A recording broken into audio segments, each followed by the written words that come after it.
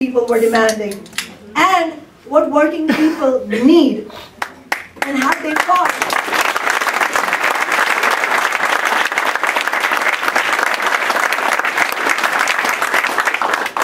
And had they fought for their constituents in that way? And you know, the real centers of power are not necessarily inside City Hall. The centers of power are, on the one hand, the organizations, both formal and informal, both visible and invisible, of big business and corporations on the one hand, with the media they control, the campaign contributions they make to electoral candidates, and so on. On the other hand, the other center of power exists, the opposing center of power exists when working people like Kip, Guillermo, Uba show the leadership and get organized in unions, in community groups, and start fighting for their interests around demands. We have those. I will finish my point. Those are the real centers of power, yes. But the combat between these centers of power often gets played out in the political arena, meaning what elected officials carry out at the end of the day is a reflection of the relative strengths of the organizations of big business and the organizations of working people. Yes. And often, politicians will tell you that they can represent both sides, workers and big business. Overwhelmingly, that is not going to happen. Why? Why? Because the interests of corporations are fundamentally in conflict with the interests and the needs of working people. And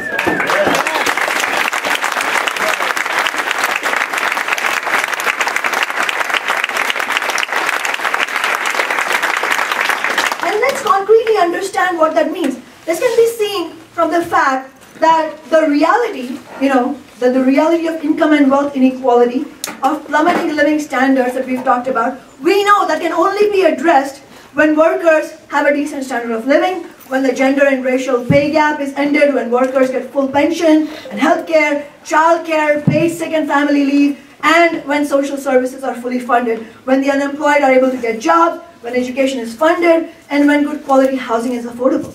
But where are the resources to carry out any of this going to come from?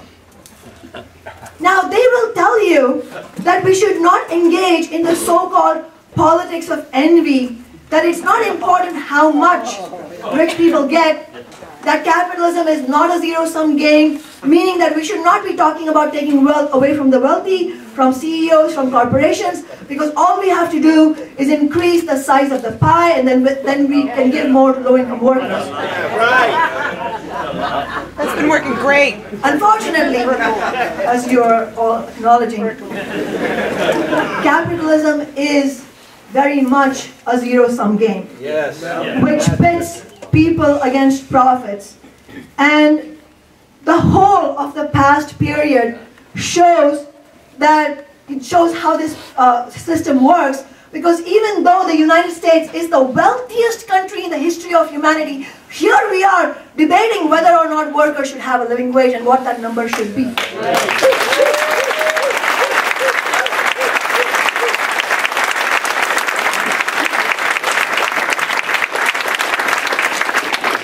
The other thing that they won't tell you is that how much of the pie each side gets depends on the relative power of that group.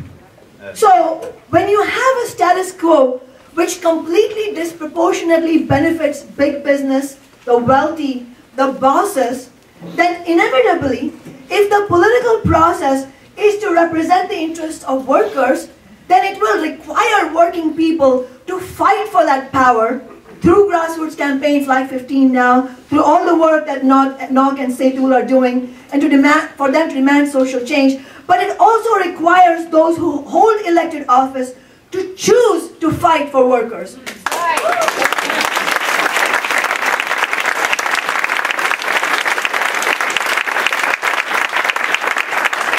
Which in turn implies, because the two sides are opposing, that if you're representing workers, if you make that choice, you're not going to be representing big business and the super wealthy.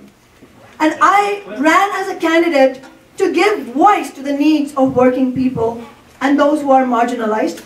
And I take it as a serious duty, an obligation, to use the bully pulpit of my position on the council, to use my access to media and other city resources to do everything possible to support and strengthen the labor and community activists who are fighting for their rights.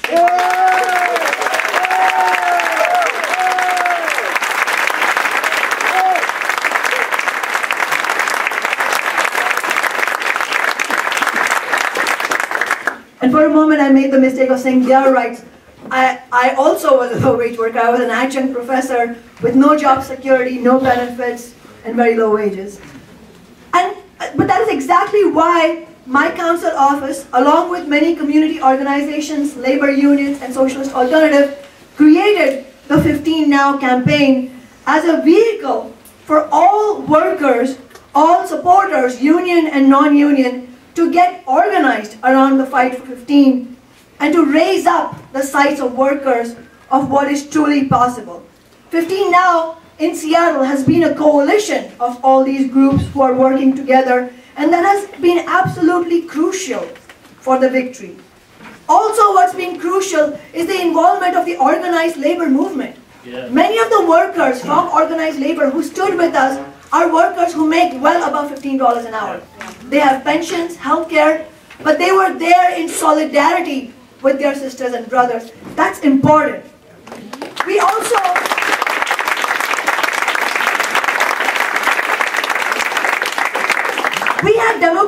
long-standing Democratic Party activists join us in 15 Now because they said it spoke to the values that they want to fight for.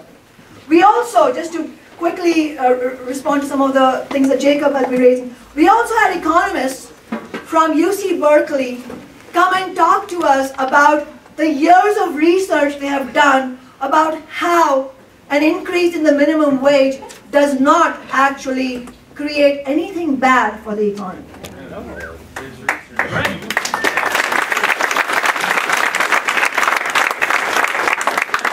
But the most crucial factor of all this was the fact that we had 15 Now as the strong, independent left wing of the movement. When I say independent, it means independent of the political establishment, not encumbered by any political loyalties to the establishment, and therefore able to stand firm for the interests of working people.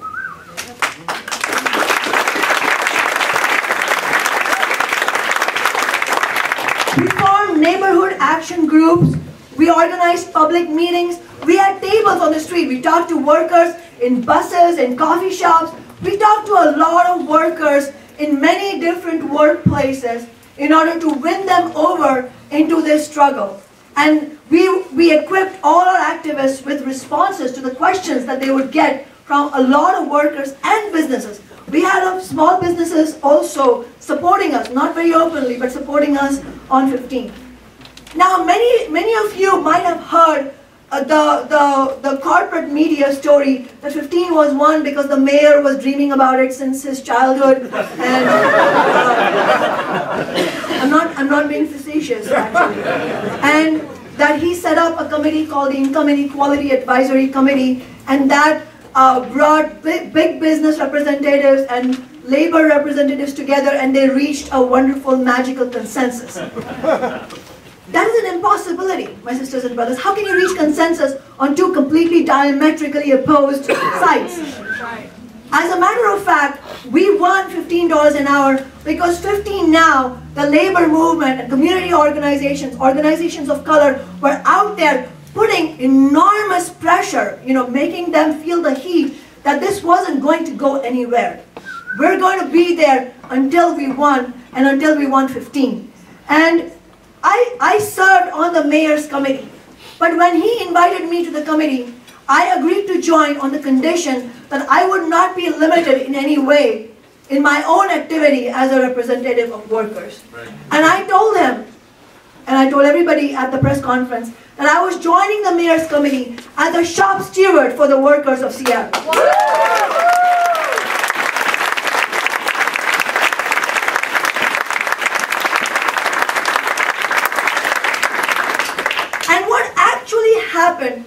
you lots of interesting stories from, behind closed doors.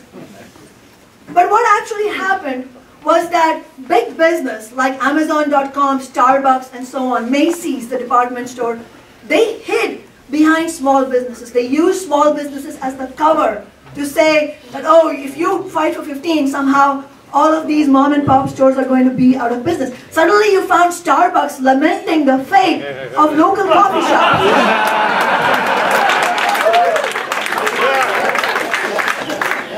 What 15 now did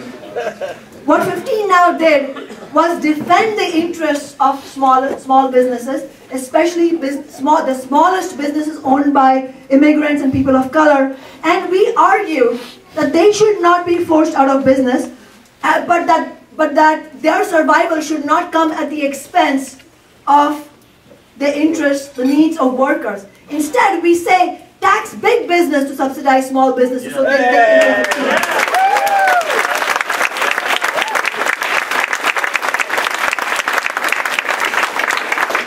We fought against tip credit. Does everybody know what tip credit means? Yep. You know how restaurant workers and other service sector workers make tips?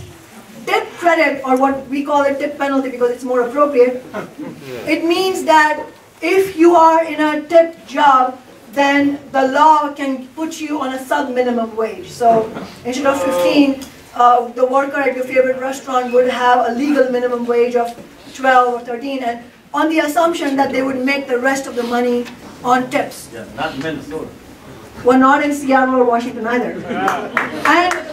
And all the research, I appreciate your interest in research, Jacob. Here's a piece of research that we should all be aware of. We know nationwide that tipped workers actually are condemned into an invisible kind of poverty. Because this assumption that they make up their wages and tips almost never gets fulfilled. And it especially places women in a terrible situation, because with the idea that they need every dollar that they can get in tips, women end up having to tolerate sexual harassment and other kinds of intimidation that they would not otherwise if they had basic protections.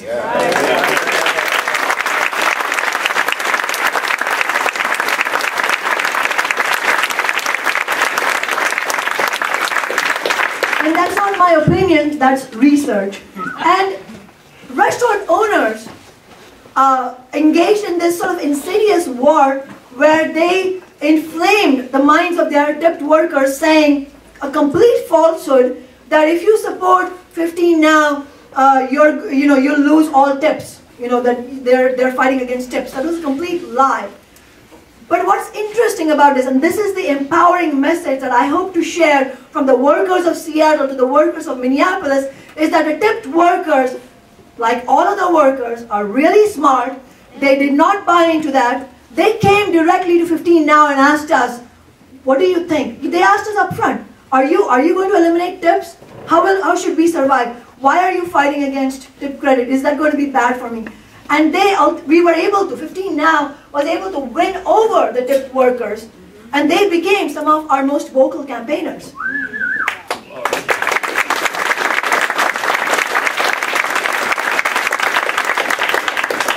We were told to take it slow, to wait for endless studies, endless talk. I'm not against studies, I'm a professor, but seriously, we don't need any more studies. We need action for social justice.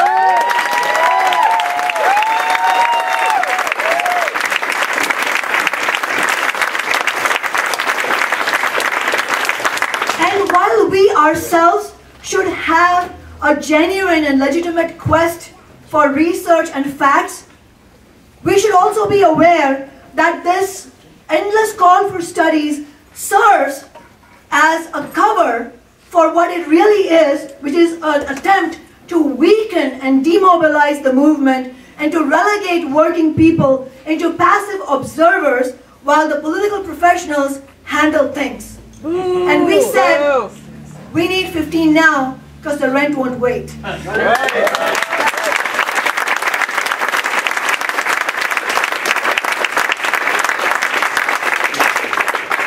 Another lesson from Seattle is that strategy and tactics are important. And one of the sort of bedrock principles of 15 Now was that in order to carry out the best strategies and tactics, it has to be a democratic organization. We had democratic discussions within 15 Now. We had a 15 Now national conference in Seattle where we debated some of the detailed points of what we should be fighting for. What should 15 Now's platform be? And one of the tactics that was agreed upon was to file a voter initiative, which is a charter amendment in Seattle, as a threat to make sure that the political establishment does not think that they can get away with not passing 15. And as a matter of fact, the reason we know that that was absolutely the correct and necessary tactic to use is that post 15, we heard from the mayor's own mouth and from the mouths of business leaders that was finally what clinched it. They said that we weren't going to give in, but we knew that if we didn't give in on this right now in June, there was a charter amendment waiting for us, and they were afraid of 15 Now. And that's the same kind of fear that 15 Now in Minneapolis should generate. But that's based on democratic organizing, on empowering workers, on really correct strategies and tactics. And of course the tactics will differ in Minneapolis. There is no, I don't think you can have a carbon copy approach. And that is why I am excited that this independent group of activism is starting to be generated in Minneapolis. 15 Now Minneapolis will have its own way of dealing with these things, but it will be a similar approach where we are single-minded about our desire to fight for workers. I wanted to again warmly welcome all the elected officials who are here, and I encourage you, as a fellow elected official, to fight for the low-wage workers you represent. And let the fight for 15 in Seattle be a guide. With even one elected official, we were able to get this done. Yep. We can do this in Minneapolis.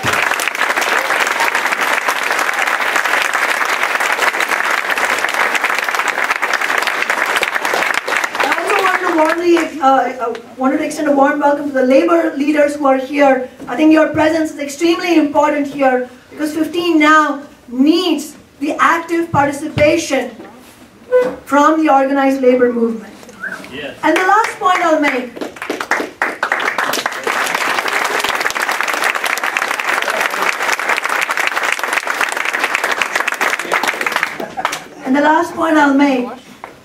Is, I've been making an appeal throughout, but a different sort of appeal.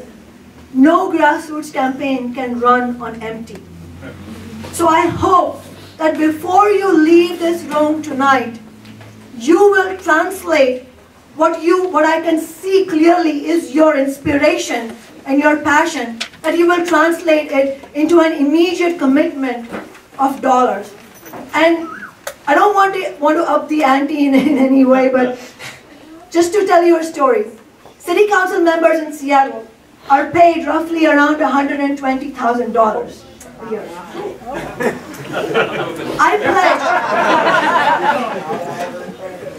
I pledged when I ran, and we were fulfilling this pledge, that I will only take the average worker's wage of $40,000 plus taxes and donate the rest, which is almost 2/3, into a solidarity fund to support the struggles of workers. Wow.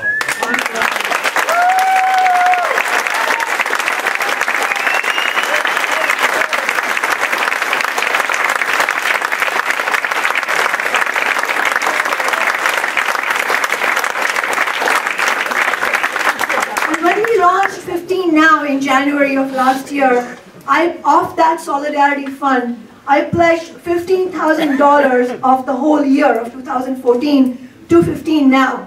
That translated into $1,250, $1,250 per month to 15 Now. I am making that same pledge again today. For 2015, $15,000 of my annual salary goes to the 15 Now campaign.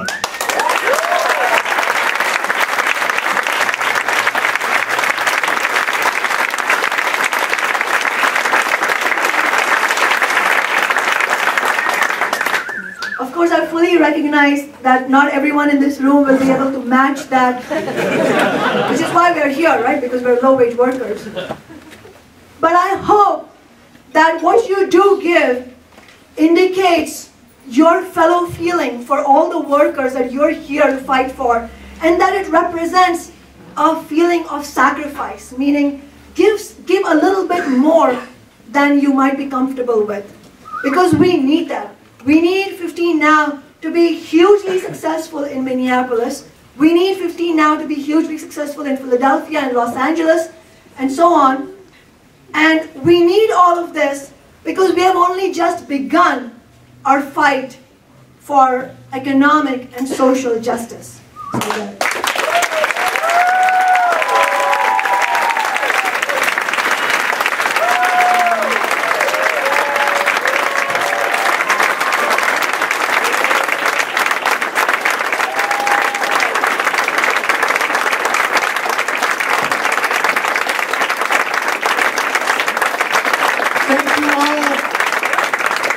Thank you all for the warm welcome you gave to Kshama for coming out tonight. Before you leave, I want to let you know about a couple things we would love. So please, don't leave the room yet.